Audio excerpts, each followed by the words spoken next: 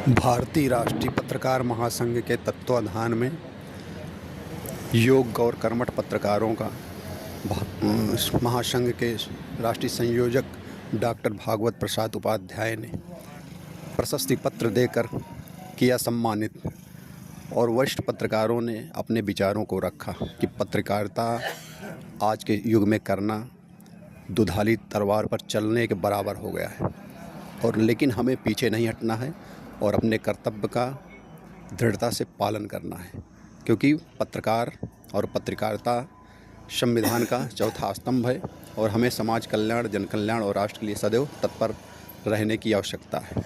क्योंकि पत्रकार जागता रहेगा तो देश सुरक्षित रहेगा। मेरी कल्पना के अनुरूप जिस तरह से महानगर इकाई की शुरुआत की गई थी और यह सोचा गया था कि महानगर के सभी पदाधिकारी हैं, उत्साही हैं, सब अपनी व्यवस्था से अपने दायित्व का निर्वाह करेंगे, किंतु आज स्थिति को देख करके नहीं लगता कि पिछले 5-6 वर्षों से जिन्हें प्रशिक्षण अपनी स्थिति के बारे में आकलन करना चाहिए कि हम कहाँ थे, कहाँ हैं और कहाँ जा सकते हैं।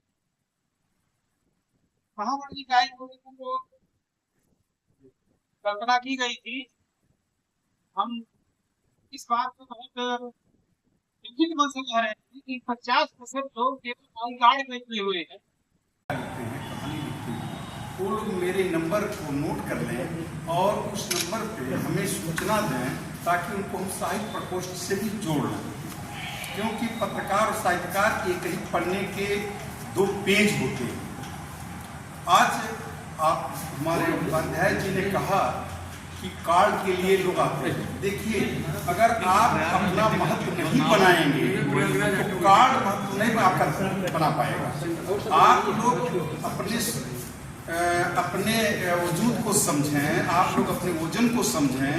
पत्रकारिता जो है आज के युग में संभवतः सबसे खतरनाक, सबसे बड़ा तलवार की धार पर चलने वाली चीज है, क्योंकि पत्रकारिता जो होती है वो समाज में जो हमारे असामाजिक सांप गोजर बिच्छू हैं उनको वो अपने पत्रकारिता के उजाले में नंगा करता है। और जब नंगा करता है तो सांप गोजर बिच्छू उसे काटने दौड़ते हैं, उसे मारने दौड़ते हैं, और ऐसी स्थिति में पत्रकार की सुरक्षा की जरूरत होती है।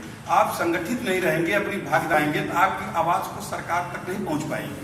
सरकार तक तभी पहुंचेगी जब आपकी आवाज़ जाएगी। और सरकार तक पत्रकारिता के आज दिवस पर आज मैं मांग करता हूं कि आपकी आवाज़ सरकार तक पहुंचे, क्योंकि पत्रकारों को सुरक्षा मिलनी चाहिए। आज एक मंत्री के लिए सुरक्षा की व्यवस्था होती है, विधायक के लिए सुरक्षा की व्यवस्था होती है, लेकिन उतना खतरनाक नहीं जितना पत्रकारों के लिए लोग होते हैं। पत्रकार देखिए, समाज में अच्छे लोग होते हैं, बुरे लोग होते हैं। जब बुराई को उजागर करते हैं तो बुरा लोग जो है पत्रकार के दुश्मन बन जाते हैं। और ऐसी दशा में पत्रकारिता अगर या तो दब जाती है, उनके खिलाफ लिखती नहीं है। अभी सुरक्षा की गारंटी हो जाए तो पत्रकार पूरे मनोयोग से लिखेगा और समाज में फैले बुराइयों को उजागर करेगा। यहाँ समाज में सांप गोजर बिच्छुओं को अपने पत्रकारिता के रोशनी में नंगा करेगा, लेकिन नहीं, हमारी सुरक्षा की गारंटी नहीं। अब परेशान करना हम सबका धर्म है। पत्रकार न किसी का रिश्तेदार होता है, न किसी का दोस्त होता है, वह समाज का दोस्त होता है। समाज के संदर्भ में लिखे और सरकार जब अच्छा करे तो उसको जरूर प्रशंसा करे, परंतु गलत करने पर सिर्फ होने से न चूके। सच्ची पत्रकारिता ये है।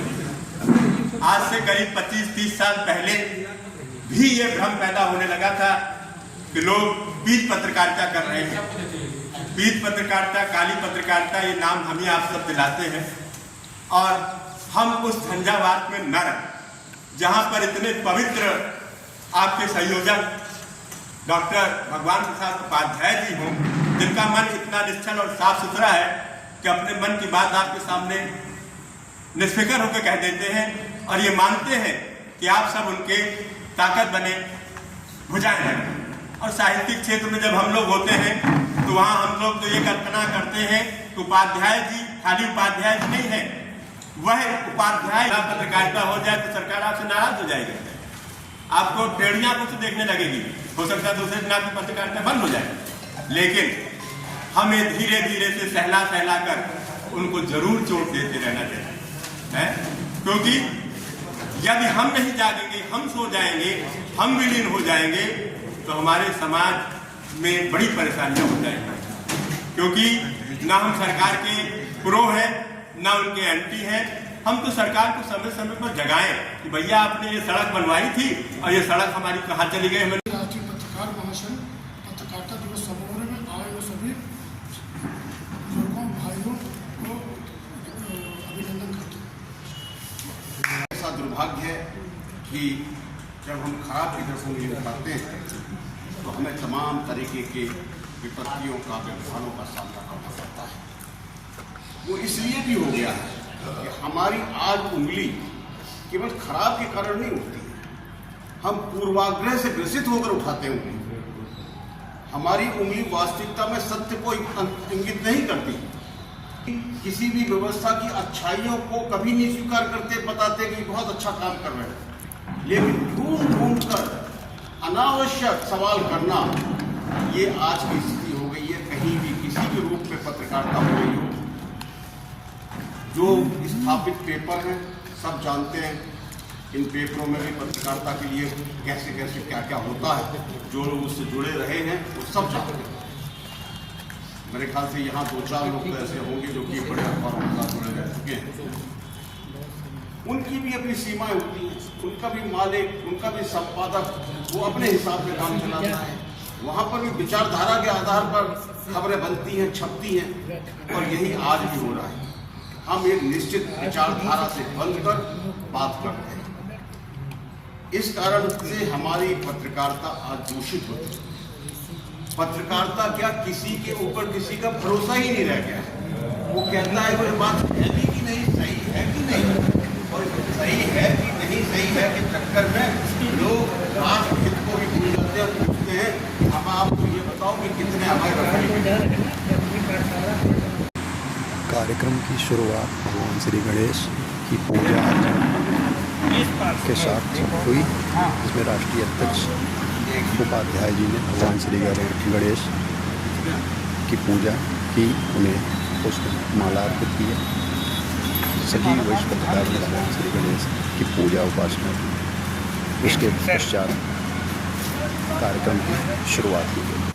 बहुत बड़ा संगठन, कम से कम पत्रकारिता में 10 के अंतर्गत आता है। 10 मतलब जो आर्थिक पत्रकार संघ होंगे पूरे इंडिया में, उस बड़े संघ में हमारा इसका मान्यता है, और हमारी शाखाएं पूरे भारत में हर जगह। और हम लोगों को पत्रकारिता में ही नहीं, ये भारत का पत्रकारिता जो है भारत का चौथा स्तंभ माना जाता है, और हमारे